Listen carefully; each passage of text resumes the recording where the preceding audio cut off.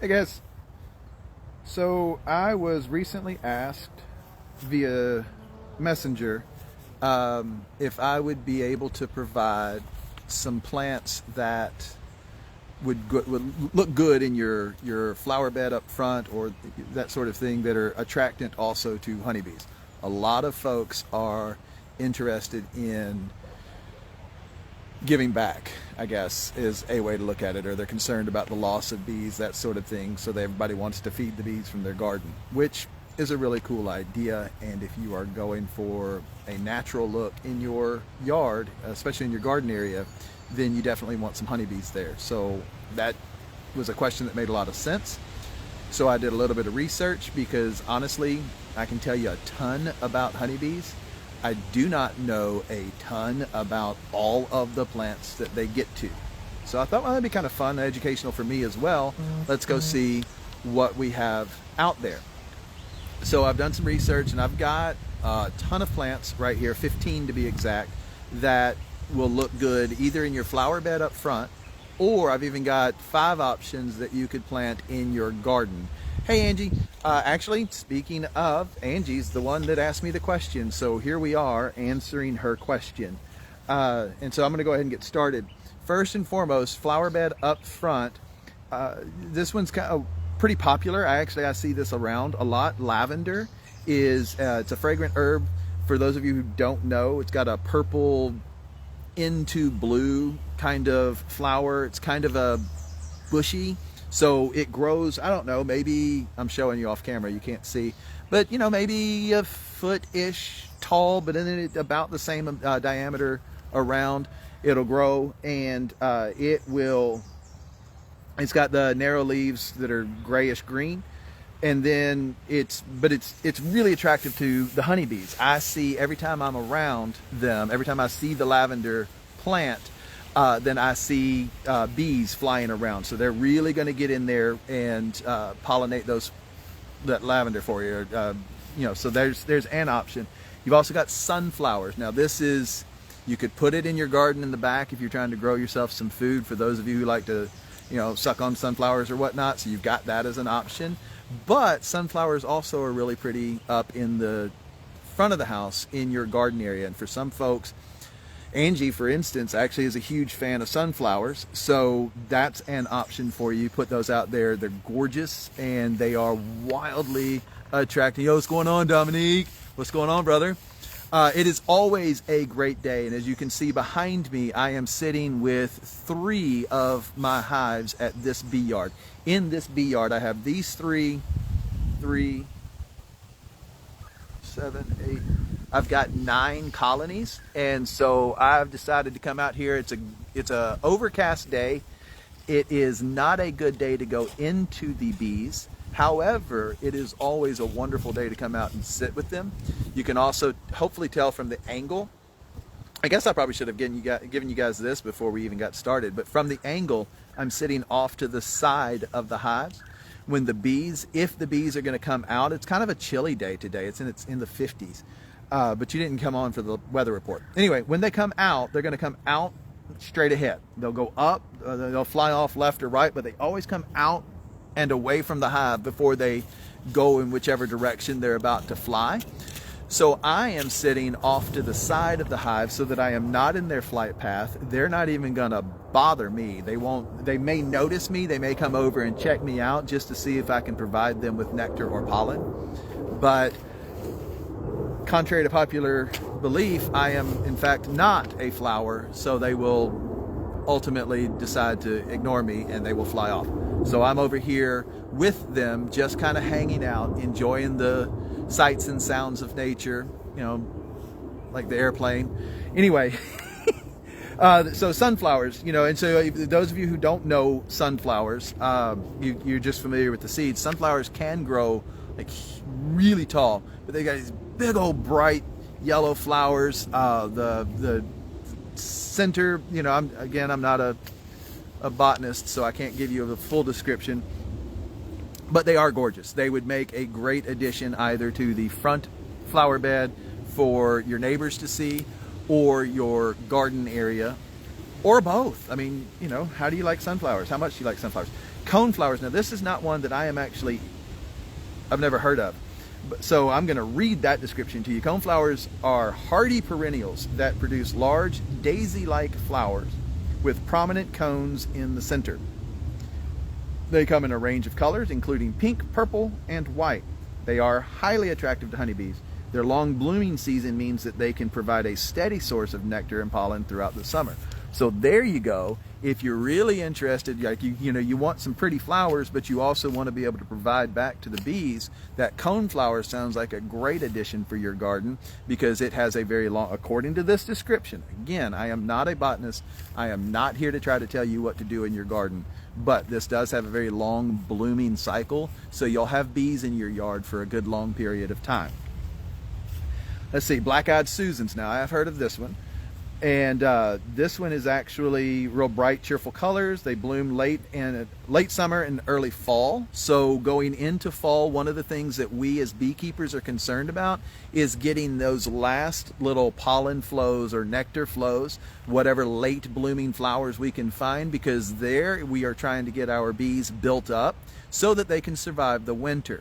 So late summer, early fall blooming plants are a great source for us. We are not going to harvest any of that honey because, first off, there's just not going to be that much, but we are going to make sure that our bees are well fed and stocked up for the winter time. So as black-eyed Susans, it sounds like, provides a great opportunity for that, okay? Yellow petals, dark centers, they grow up to 3 feet tall, just so you can have an idea. They're attracted to the black-eyed Susans, and they're a great choice for gardens, blah, blah, blah. All right. And then marigolds. You see marigolds everywhere. Those are the blooms that have I think those are the ones that have the golf ball looking flowers on them. I could be wrong. Again, if you came to me to learn about plants, I'm a beekeeper, dude. Anyway, so, but they, let's see, range of colors, including yellow, orange, and red. Distinctive spicy scent, adds a real bright pop of color into your garden. They're attracted to the marigolds. It doesn't say when they bloom. So those of you who are plant people that, you know, do a lot of gardening, maybe you could post in here, let us know when do your marigolds bloom. The other thing to be aware of, by the way, is that the research that I did, the flowers that I looked up are specific to the Kentucky area, to our growing region. So if you don't live inside of a growing region similar to Kentucky, then these may not be the plant options for you, but you'll want to do a little bit of that research yourself. If you tell me your state, I'll look it up, but I tend to focus on Kentucky and southern Indiana. All right, so let's see. So now here's some that are a little bit less common potentially. You may be familiar with them. I certainly was not, but the wild bergamot, it's also known as bee balm. I actually have heard of that. I had not heard of bergamot, but I've heard of bee balm. It is a native perennial plant that produces clusters of pink to lavender flowers in mid to late summer. Again, we tend to be harvesting by June, certainly July, so that's really not doing us as beekeepers any good, but anything that we can get into the hive from summer into fall is going to be there to be beneficial to the bees. So if your motivation is what can I do that's great for the bees, bee balm. And bee is in the name. I mean, come on. Purple giant hyssop is another one. It's a tall perennial plant that produces spikes of lavender flowers in late summer and fall. Let's see. Learned that marigolds, and Angie has posted or commented that she has learned that marigolds and lavender are mosquito and fly repellent. So she at least plans on doing those in potted plants. So that's another benefit that you can get from the marigolds. I did not know that, but if you like water features, you know, bird baths, that sort of thing, the little ponds that I just did a couple of showings yesterday actually, and bird baths and water features were prominent in several of the houses that I took my clients to. And so, you know, if you're going to do that, marigolds might not be a bad option to plant near your water feature. You go ahead and repel those mosquitoes, because, you know, those little suckers, See what I did there? Anyway, they are waiting on water to kind of sit still long enough for them to lay their eggs. That's all they need to be able to hatch. So there's an idea, natural repellent for mosquitoes in your yard with the marigolds that also happens to be attractant to the bees. That's pretty cool, nature taking care of itself like that. Butterfly weed is another one. For all my 420 fans, don't get excited. It's a different thing. Butterfly weed is native perennial plant that produces clusters of bright orange to yellow flowers mid to late summer. Narrow leaves, deep taproot. So that's kind of cool. It's going to be a very hardy plant with that deep taproot like that. And it's drought tolerant, see? So if you're in an area that you don't necessarily have those water features, there you go. That's a hardy plant that'll be able to get down into that deep water. Butterfly weed is highly attractive to honeybees, butterflies, and other pollinators. That's another cool thing that, I'm glad I read that paragraph. Not all plants that are attractant to bees are attractant to other pollinators. Not all bees don't just pollinate everything. They don't just go out willy-nilly and hit every plant. Some of these plants are going to kind of bring other pollinators in as well, so that's kind of cool. You'll have those butterflies in your garden. One of the things, and this isn't on my list, but we just did a honey report from our honey last season, and we learned that the honey from this area, we had 13% of our honey contained nectar from poison ivy. All my years of raising honeybees, I had no idea that they would actually harvest from poison ivy, which is really cool. I mean, if you're one of those folks that gets into, the idea of honey and pollen being able to assist you with your allergens, that's a pretty handy piece of information to have. So when you see poison ivy, don't be me and just like run out and destroy it. If you're not going to have a reaction to it, you can actually provide some honey resource or nectar resource to bees. You also get the added benefit of, keeping your unwanted neighbors out of your yard because it's just covered in poison ivy. It's handy. Anyway, wild indigo, native perennial that produces spikes of blue-purple flowers in late spring and early summer. So that is a thing that we won't necessarily get a huge content of it because, who's planting just fields of this stuff? But it's gonna bring some bees to your yard so that you can enjoy that. Distinctive blue-green foliage and is also drought tolerant, and easy to grow. There you go. Those of you who have a slightly less than green thumb and you're looking for something that's a little bit easier to grow in your garden, then wild indigo might be for you. It's attractive to honeybees and other pollinators, and it can be used as a dye plant. Look at that. So blue vervain is the other one. For those of you who are just joining us, first and foremost, welcome. Second, we are just discussing plants that you could put in your gardens, flower beds up front, or actually we're about to get into plants for your vegetable and or fruit garden in the back. And so that's what we're kind of going over is what will attract bees to the yard? What can you plant that would be beneficial to the bees in your area? So blue vervain was where we are. Native perennial plant that produces spikes of blue flowers in mid to late summer. The plant has narrow leaves and a tall, upright growth habit. So if you're trying to cover some corners or soften some corners, that might be an option for you because they'll grow kind of tall. Let's see. Tolerant and easy to grow. Blue vervain is highly attractive to honeybees and other pollinators. Also has been used for medicinal purposes. Now, I absolutely will not get into what plants can be used for medicinal purposes or even how you can use bee products as for medicinal value, because that is not my area of expertise. There's all kinds of legal ramifications if you go do something and then you have an allergic reaction. Like, well, Justin said. No, I did not. So, but you could do some research if that's a thing that you're interested in. blue vervain apparently has had some medical uses in the past. So that's an option. Now, if you're looking into planting a garden for food, and a lot of folks are going into that, like you can do potted plants, you can do vegetables that way. I've seen some real big success for folks using like 5-gallon buckets and they're planting potatoes. It makes it much easier to harvest that way.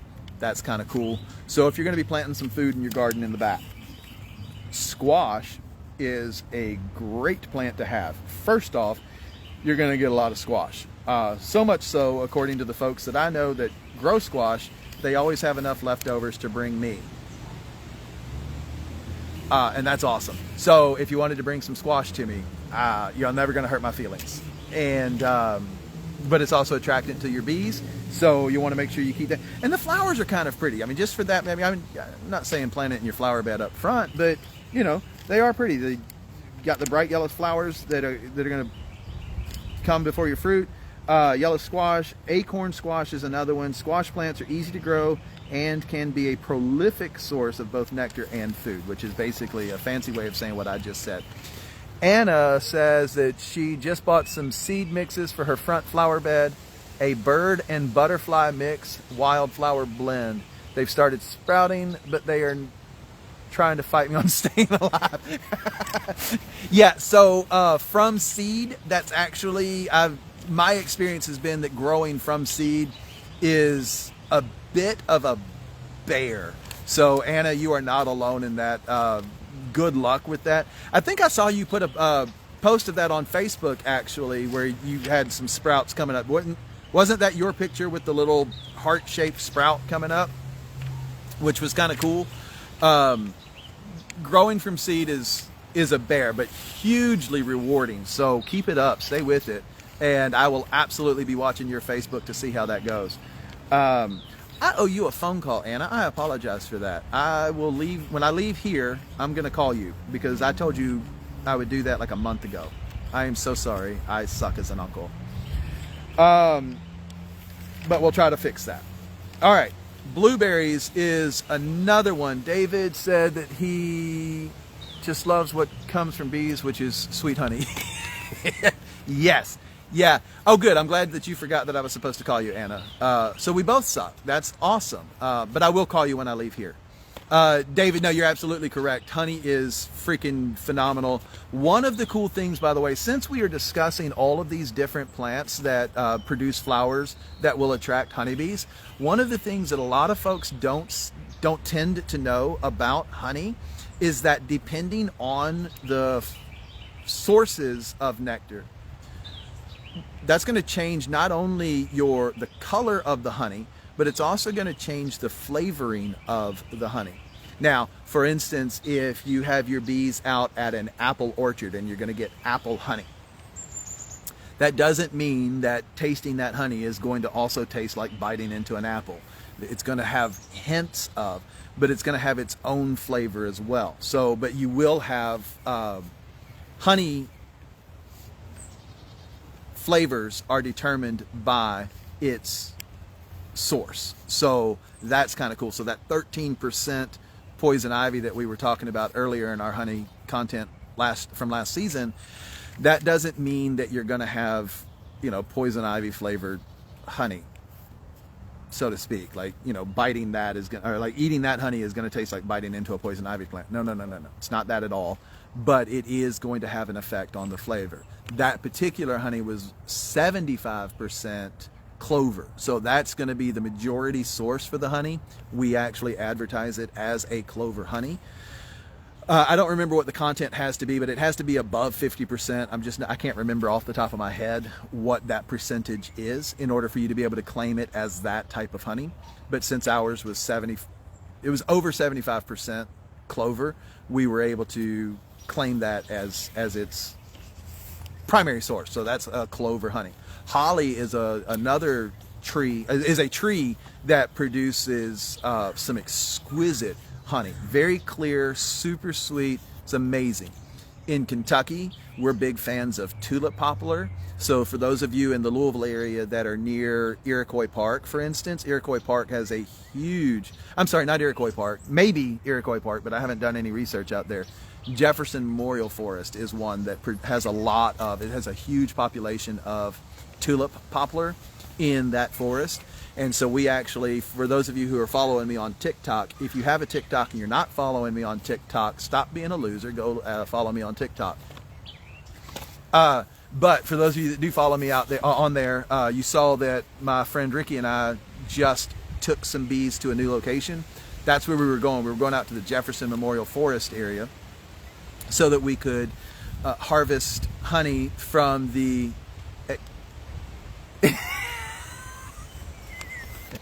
Yes, it is exquisite taste, Anna. But anyway, so we went out there so that we could get access to the tulip poplar. That's going to be, it's a darker, smokier flavor for me, and it's just super delicious. Here we're going to have clover. All right, let's see. Blueberries, to get back to our list, blueberries are, for those of you who have never seen them grow, they are shrubs. And so I've seen a lot of folks actually use them as a decorative plant in the front, which is fine. You're going to get a lot of bees in the flowering portion of the season, and then you're going to get a lot of birds if you allow the fruit to stay on the plant. If you get out there and harvest it, you're still going to have to race the birds to it. But blueberries, for those of you who don't know, well, first off, what's wrong with you? Blueberries are delicious. If you're allergic, it sucks to be you. But they are delicious. It's great to have in your garden. Be very attracted to birds. They are, according to this printout, they are antioxidant rich, which I have actually heard my entire life. They're rich in antioxidants. Don't worry, you won't run out of oxidants. But they come in a range of colors from deep blue to red. Blueberries are easy to grow in Kentucky and can be a great addition to any backyard garden. Raspberries is another great one. They produce a delicate white pink flower that are highly attractive to honeybees. These flowers give way to juicy, flavorful fruits that come in a range of colors from red to black. Raspberries are easy to grow in Kentucky and can be a great addition to any garden. Well, hello, little one. I just had a bee land on my leg. Not for any particular reason. She was apparently just tired. Apples. Apples are a tree, for those of you that didn't know, and so they also provide fragrant flowers that are highly attractive to the attractant to the honeybees. And then, of course, you get the apples once they've fruited. Now, I do know. I don't know specific on times, but I do know that trees such as apple trees, they are not going to bear fruit in their first year, 2 years. In some cases, it's even 5 years before those trees are sprouting fruit. That said, you can go to garden centers and you can buy, or nurseries, that sort of thing, and you can buy older trees that are closer to being able to sprout that fruit. So that's a way to kind of get a jump on that. But be aware that if you are planting fruit trees, they tend to take some time before they are actually producing anything. All right. And then last but not least, and probably my personal favorite on this list, watermelon. Watermelon is very attractant to bees and freaking delicious, especially when it's homegrown. You know, you get that mass-produced stuff from the store. It's the same thing for honey. You get that mass-produced stuff, and a lot of the flavor just isn't there. However, when you've grown this stuff yourself inside your own garden, you're taking care of you're fertilizing yourself, you've been taking care of your soil yourself, oh man, you can produce some rich flavor. Also, I like watermelon, so if you do decide to grow it and you need a taste tester, I'm not saying you have to think of me, but you should think of me. So showy flowers, highly attractive to the honeybees. They give way to the sweet, juicy fruit. Refreshing treat on a hot summer day, or at any time that you can get your hands on some watermelon. It's a sweet, juicy fruit. They can be a bit more challenging to grow than some other plants on this list, but under the right conditions, they will thrive in Kentucky. So I did not know that they were a challenge to grow. So you could test yourself on these other ones that are a little bit easier, and then you'd be like, I'm ready to tackle that watermelon. Let's go for it. And then you're like, oh, Justin encouraged me to do this. I'm gonna take him some watermelon. Yeah. So all right, that's all I have. Just some that I do know offhand. We've actually already talked about several of them. For instance, clover. I keep pointing to this field beside me. You can't really, there isn't any clover in it right now. But this field, one of the reasons we chose this field, or asked if we could bring bees here, is because it is just loaded with clover during that season, which we're coming up on. Actually behind the camera, you can't really see it from here, but I've got a tree line here. You've seen it in the past on other videos that I've done.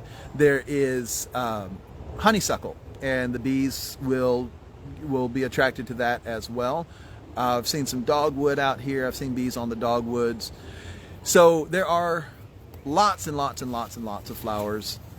Go to any of your garden centers. I always encourage buy local. So instead of going to the big brand garden centers, find yourself a local greenhouse nursery setup and purchase there. And then pay attention to the plants that they have outside, especially once they've started to bloom. And just take a look, see what's on there. That actually being said, your garden centers are another great resource if you are looking for plants that are attracted to honeybees. Talk to the folks that are working at your garden center.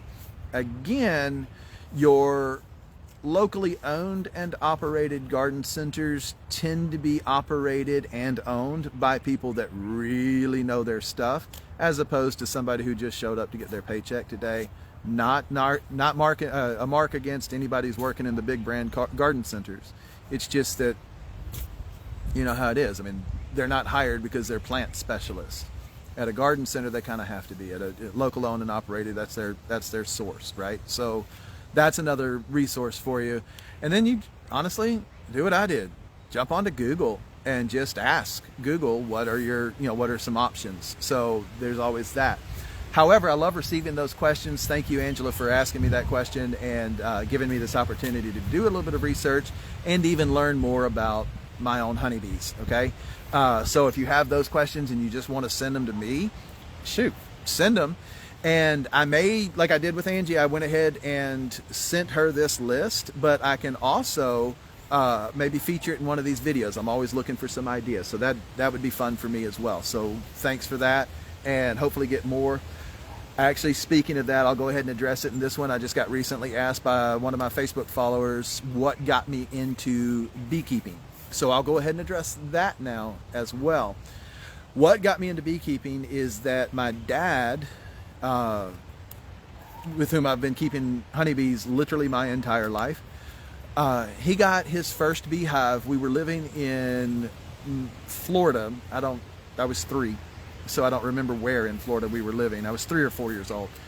But I do remember going with my dad, and I can name some of the guys that where he had his beehives. I can name some of those folks still because we were there all the time. But I can remember in those days going out to these bee yards, and it was like, this is nothing compared to what we saw going on down there. I actually can remember watching my dad and some of these other guys climbing up onto the 6 and 8 foot tall A-frame ladders in order to be able to work. Now these are honey supers right here directly behind me. This is what's known as the food and brood chamber. Right here in between them, you might be able to see the outside edge of the queen excluder. So here is where the queen is. One of these two boxes. Here is where they are bringing the honey for us to harvest at the end of the nectar flow. So they're on these 8 foot tall, 6 foot tall A-frame ladders, and these bad boys, the honey supers, are just stacked up for at my size at 4 years old. They're just miles. I mean, they were huge. And so I remember that. I remember being able to, my dad would cut off or break off some of the honeycomb, and he'd let me try it standing there at the bees. You'd pop that honeycomb in your mouth and just chew it like gum. And that was always a super cool treat for us. Well, I say us, me.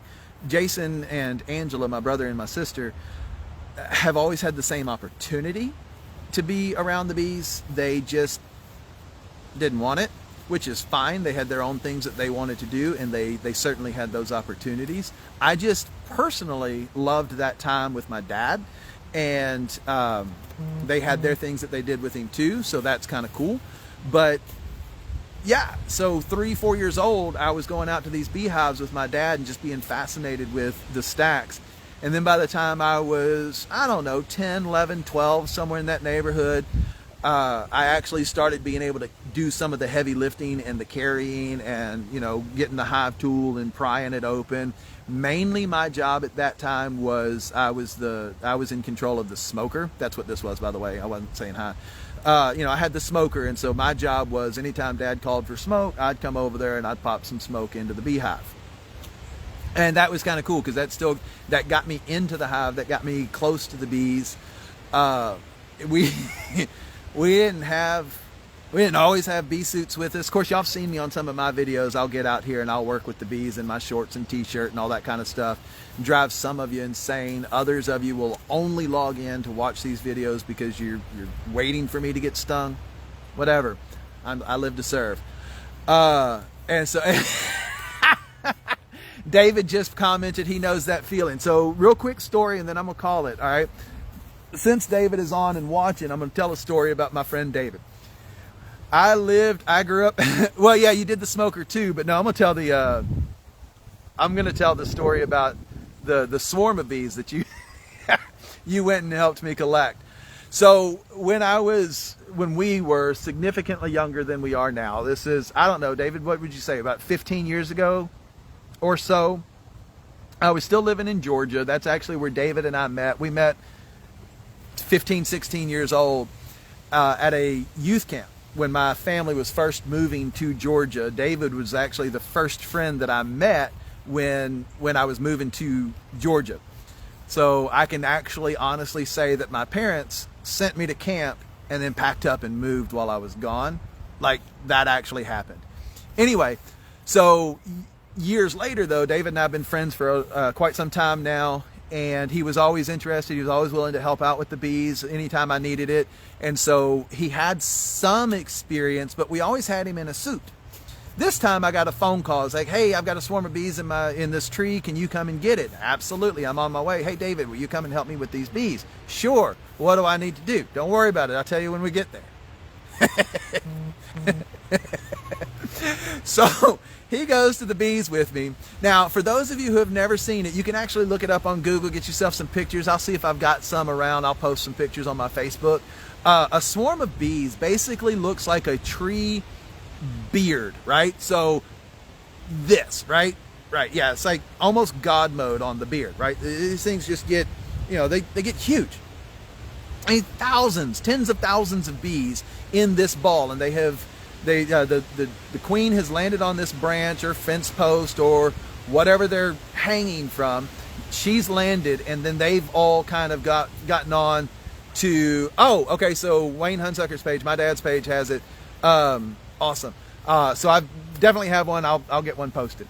Anyway, so they latch on to anything. They hang on. She's down there in the center of that. Now, you need to understand a thing about swarms is they're not aggressive. Don't mess with them. Leave them alone.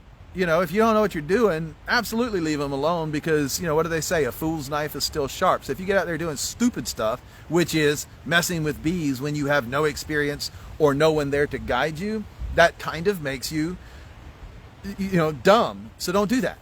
But for those of us who know what we're doing, we know that they are not aggressive. They're not defensive. They don't have a hive to defend. You get out there and you start messing with them, shaking them around, thumping them, throwing firecrackers like stupid people, then yeah, you're going to get stung, and you absolutely deserve it. So David comes with me to help me with this swarm. I know what he's going to do. I know precisely what he's going to do. So I said, all right, so I'm going to need you to hold the branch steady while I cut this branch, because there's a little twig, probably that diameter, right? Maybe thinner, strong enough to hold the bees, but not a big enough deal for the tree that it needed to hold on to it. So David had to grab on either side of the branch just outside of the swarm. So if the swarm is here, David's hand is here. And when I say that David was helping us out with the bees prior to this, what I mean is he was carrying some heavy equipment from the truck out. He's not really going into the beehives with us. This was his first real live experience with the bees. And he has his hands on either side of the swarm. Like a trooper, by the way. He was totally a badass. And I clip the branch on either side, get the excess off on the outside, and clip it up on the other side of his hand against the trunk, so that we could just load that swarm into a box and carry it and find it its own home. But that was 15, 20 years ago. And he and I were just on the phone a few days ago, and I am still getting yelled at for placing still getting yelled at for placing his hands up against those bees. But you didn't get stung. So anyway, whatever. Bees are amazing. What got me into it was the fact that my dad started when I was 3. What keeps me in it is stuff like that. I do not have a boring story about honeybees. And I think that is amazing. I absolutely love everything about it. Even the stuff that kind of sucks. We had a loss. 2003-ish, we lost 100% of our colonies.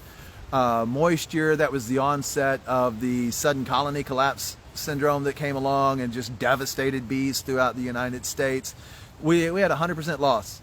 And that was absolutely horrible. A few years later, we got over it, or decided to start getting over it, and got some bees again, and so got back into it, and I have never once looked back.